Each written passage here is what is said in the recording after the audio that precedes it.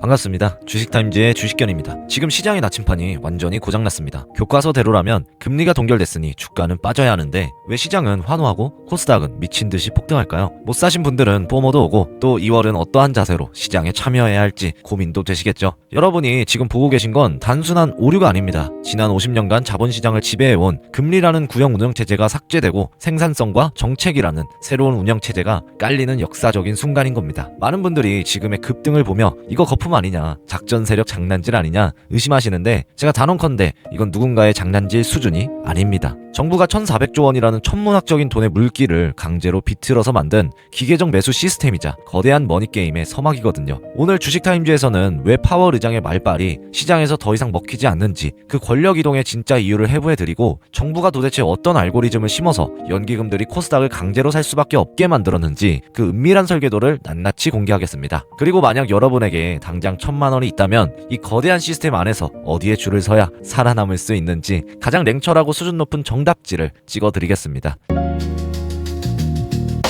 자, 먼저 거시경제의 권력이동부터 뜯어봅시다. 이번 FOMC 회의에서 아주 재밌는 하극상이 벌어졌죠. 파월 의장은 데이터 보겠다며 신중을 떨었는데 연준 이사 2명이 대놓고 금리 내려야 한다며 반기를 들었습니다. 이게 왜 충격적이냐면요, 차기 연준 의장 자리를 노리는 사람들이 알아서 정치권의 눈치를 보며 파월을 식물인간으로 만들고 있다는 뜻입니다. 시장은 이걸 기가 막히게 눈치채고 아, 이제 연준은 힘이 빠졌구나 하고 환호한 겁니다. 하지만 더 본질적인 이유는 따로 있습니다. 파월 의장이 자기 입으로 직접 인정한 단어, 바로 고용 없는 성장 때문입니다. 이게 투자의 판도를 완전히 뒤집어버린 핵심 키워드거든요. 과거의 공식은 간단했죠. 고용이 줄면 경기가 망하니까 주식을 팔아야 했습니다. 그런데 지금은 어떤가요? AI가 도입되니까 기업들이 사람을 잘라도 생산성은 오히려 폭발합니다. 인건비가 빠지니까 기업이 가져가는 영업이익률 마진은 미친듯이 폭등하는 기현상이 벌어지고 있는 거죠. 증거가 있냐고요? 어제 발표된 테슬라와 메타의 실적을 보세요. 그리고 SK 하이닉스가 영업이익 47조 원, 매출 97조 원이라는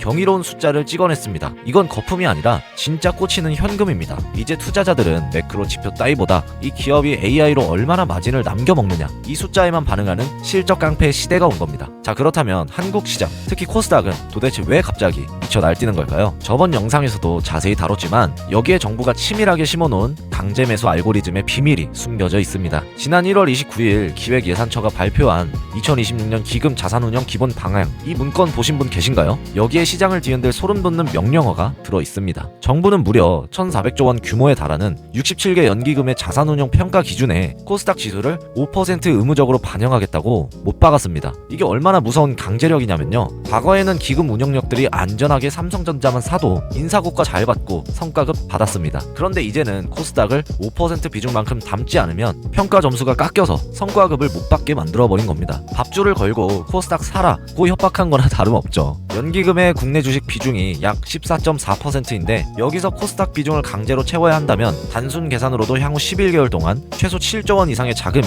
기계적으로 코스닥 시장에 쏟아져 들어와야 합니다. 선택이 아니라 생존을 위한 강제 매수 대기 수요가 생긴 겁니다. 여기에 하나 더, 벤처 투자 평가 배점을 기존 1점에서 2점으로 2배나 올려버렸습니다. 이건 대놓고 위험 자산인 바이오나 AI 스타트업에 돈 찔러 넣어라 라는 정부의 강력한 시그널입니다. 150조 원 규모의 국민성장 펀드까지 가세하면서 지금 코스닥은 돈이 갈 곳이 없어서 터지기 직전인 댐과 같은 상태인 겁니다. 그럼 여기서 의문이 생기실 겁니다. 아니, 내 주식은 안 오르는데 왜 지수만 오르냐고요? 이게 바로 ETF와 패시브의 무한 루프 때문입니다. 지금 개인 투자자들이 똑똑해져서 리스크 큰 개별 잡주 안 사고 코스닥 150 레버리지 같은 ETF를 미친듯이 사모으고 있습니다. 그럼 ETF를 파는 증권사 LP들은 어떻게 해야 할까요? 법적으로 해지를 해야 하니까 그 ETF 안에 들어있는 구성 종목을 기계적으로 사들여야 합니다. 기업 내용이 좋든 나쁘든 상관없습니다. 시가총액 상위 종목이라면 알고리즘이 무조건 매수 주문을 넣습니다. 그러니까 에코프로 BM이나 알테오젠 같은 대장주만 계속해서 오르는 양극화 장세가 펼쳐지는 겁니다. 이건 꼬리가 몸통을 흔드는 웹도독 장세고 우리는 이 흔들리는 꼬리에 올라타야 돈을 버는 구조인 겁니다. 자, 그렇다면 이 거대한 물길이 터졌을 때 그 압력을 견디고 받아낼 수 있는 그릇은 어디일까요? 지금 시장은 실적과 정책 그리고 꿈이라는 완벽한 삼각 편대를 형성하고 있습니다. 코스닥 한정으로는 실적 부분이 애매하긴 합니다. 첫 번째 그릇은 역시 반도체 소부장입니다. SK 하이닉스 영업이익 47조 원, 이 숫자가 주는 의미는 명확합니다. AI 인프라 투자의 유일한 병목인 HBM 수요가 여전히 폭발적이라는 증거죠. 형님들이 돈을 이렇게 벌면 아우들에게도 콩고물이 떨어질 수밖에 없습니다. 삼성전자의 HBM4 생산 설비 확충으로 인해 검사 장비의 테크윙이나 평탄화 장비의 KC텍 같은 기업들의 수준은 이미 확정된 매출이나 다름없습니다. 이건 의심의 여지가 없는 실적 섹터입니다. 두 번째는 2차 전지입니다. 여긴 정책이 만들어준 빈집털이 기회입니다. 중국 정부가 수출 보조금을 폐지하면서 저가 덤핑 공세가 사라졌습니다. 경쟁자가 스스로 자멸해주니 한국 기업들에게 시장이 무주공산으로 열린 거죠. 여기에 테슬라가 옵티머스 로봇 생산 라인을 깐다는 소식 들으셨죠? 바로 어제 다룬 영상 내용이기도 합니다. 단순 전기차 배터리를 넘어선 에너지와 로봇 밸류체인으로의 재평가가 이루어지고 있습니다. 가장 강력한 모멘텀을 가진 꿈의 섹터입니다. 세 번째는 바이오입니다. 정부가 혁신 의료기기 심사 기간을 490일에서 80일로 단축시켰습니다.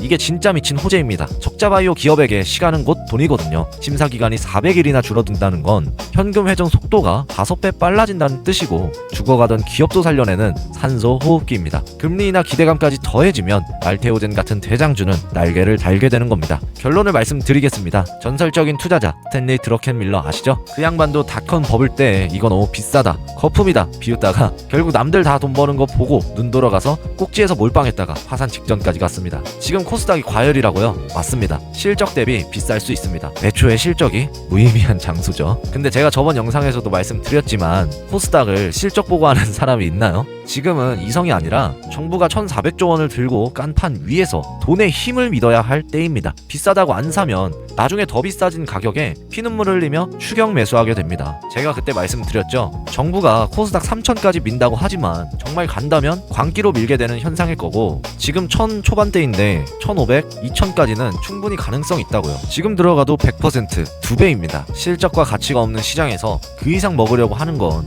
저는 욕심이라고 생각합니다. 들어가실 거면 지금이 리스크가 제일 적습니다. 그 점 명확하게 알고 투자하시고요. 자, 거시경제부터 섹터까지 다 설명드렸습니다. 하지만 막상 내 계좌를 보면 막막하실 겁니다. 그래서 준비했습니다. 만약 여러분에게 지금 당장 여윳돈 1,000만 원이 있다면 이 2월 장세에서 어떻게 배분해야 살아남을 수 있을까요? 가장 이상적인 7대 1.5대 1.5 황금 비율을 제시합니다. 첫 번째, 공격수 70%, 주도 섹터에 올라타는 겁니다. 1,000만 원 중 700만 원은 정부의 정책의 수혜를 온몸으로 받는 반도체, 2차전지, 바이오 대장주나 코스닥 150 레버리지 ETF에 과감하게 배팅하세요. 지금은 겁먹고 뺄 때가 아니라 파도의 가장 높은 곳에 올라타야 할 시기입니다. 두 번째, 수비수 15%, 트럼프 리스크 해지를 고려해서 나머지 150만 원은 방산주에 넣으세요. 트럼프가 방위비 분담금을 요구할수록 지정학적 리스크가 커질수록 방산주는 시장이 흔들릴 때 내 계좌를 지켜주는 든든한 방패가 됩니다. 세 번째, 예비군 15%, 현금 확보가 중요합니다. 마지막 150만 원, 즉 15%는 반드시 현금으로 들고 계세요.